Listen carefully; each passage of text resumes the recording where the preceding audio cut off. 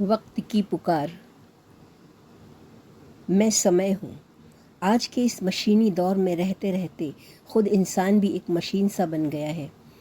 کہنے کو تو اتنی آسائشیں، اتنی سہولتیں ہو گئی ہیں کہ گھنٹوں کا کام منٹوں میں نپٹایا جا سکتا ہے، لیکن پھر بھی فرصت نہیں ہے کسی کے پاس۔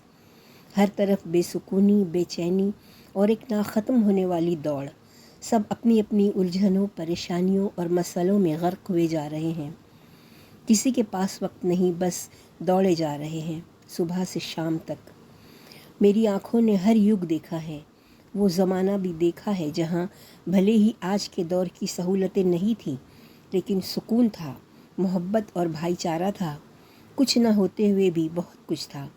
پیسہ آج انسان کی سب سے بڑی مجبوری ہے۔ دستر سے لے کر بستر تک ہر چیز غریب انسان کی پہنچ سے باہر ہے۔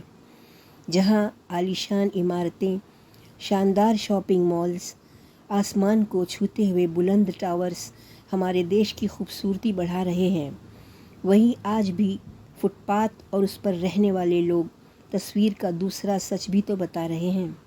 ایک کڑوا سچ یہ بھی تو ہے، فٹ پاتھ کا منظر۔ رات کے 12 بجے ایک شرابی ایک تھیلی میں کچھ کھانے کو لے کر آیا ہے۔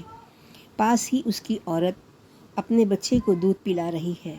میلی کچیلی پھٹی ساڑی کے آنچل میں اپنے آپ کو ڈھانپنے کی ناکام کوشش کرتی ہوئی، ماں کی سوکھی چھاتی سے چمٹا ہوا پیٹ بھرنے کی جدوجہد کرتا ہوا بچہ۔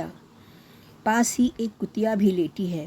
اس کے بچے بھی ایک دوسرے سے لڑ جھگڑ کر کتیا کے بدن پر اچھل کود مچاتے ہوئے دودھ پی رہے ہیں۔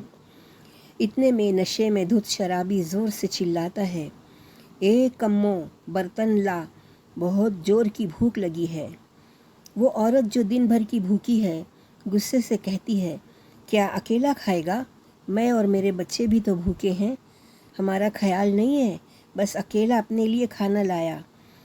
یہ سننا تھا کہ وہ آدمی اس عورت کے بال نوچ لیتا ہے۔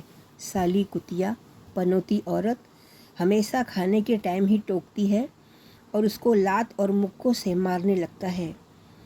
تھیلی اٹھا کر کتیا کے پاس پھینک دیتا ہے اور گالی بکتا ہوا چلا جاتا ہے۔ وہ بھوکی عورت فوراً بچے کو ایک طرف پٹک کر کھانے کی تھیلی پر جھپٹنا چاہتی ہے، لیکن اس سے پہلے کتیا وہ تھیلی جھپٹ لیتی ہے اور کھانے لگ جاتی ہے۔ عورت اپنا ماتھا پیٹ پیٹ کر رونے لگتی ہے اور مرد کو کوس رہی ہوتی ہے۔ تب تک کتیا نے سارا کھانا کھا لیا تھا۔ خالی کاغذ اڑ کر روتی ہوئی عورت کے پیروں میں آ کر رک گیا۔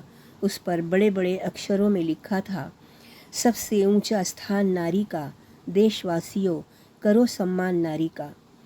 اپنے شاندار بنگلوں میں ایئر کنڈیشن روم میں بیٹھ کر عورت کے مان سمان پر چرچا کرنے والوں کے منہ پر یہ ایک زوردار تماچا ہے۔